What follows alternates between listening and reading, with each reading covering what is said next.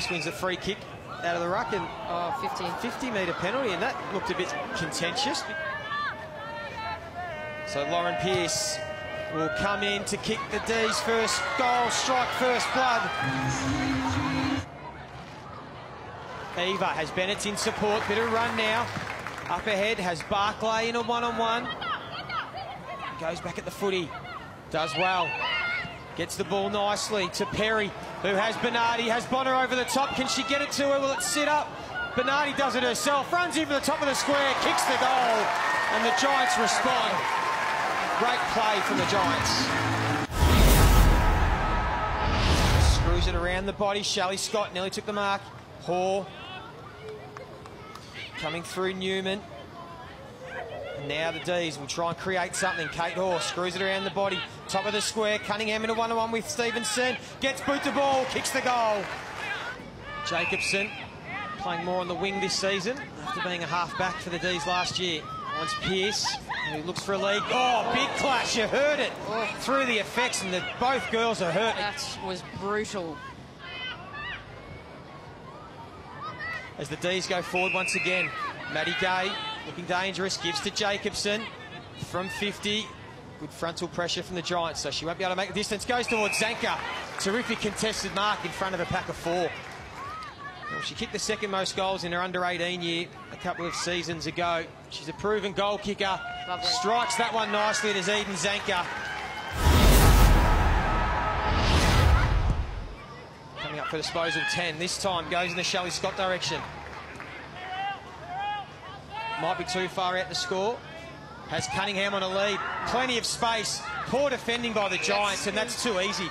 Becky, as you said, with the particularly at the start of the game when we saw Amanda speak to Tanya in the change rooms about lining up on Cunningham, that Tanya started on the bench for quarter one and quarter two, and that's as you said, it's the exact same replay of what happened in the first quarter. Tegan Cunningham this time, she's kicked 1 goal, 2 already, now got her second goal of the afternoon.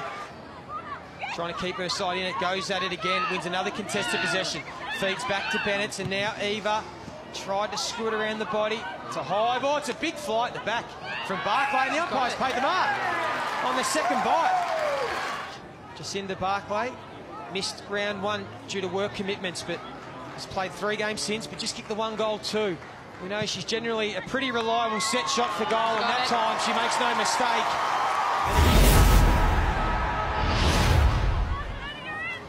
Melbourne are happy to clog the footy up at the moment. Right, a free kick's been plucked to Melbourne from the out-of-control umpire. Coming up for disposal, number 18, Maddie Gay. Kicked the 2 behinds, both been relatively simple set shots from about this position on the ground, straight in front, so she learnt from her previous mistakes.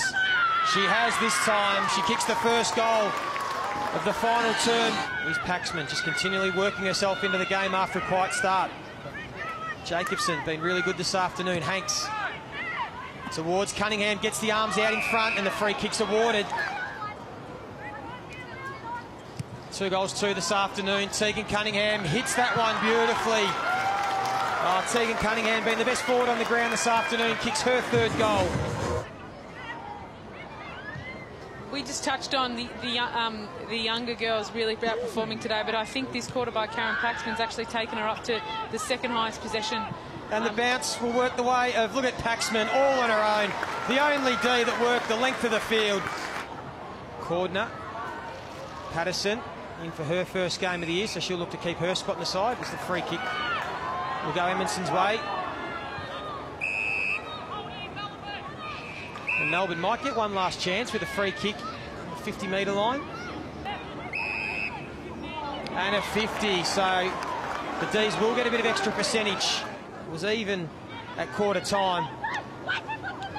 And since then, they've kicked 7 goals to 1 on the siren as Tyler Hanks seals a really impressive victory away from home for the Melbourne Demons.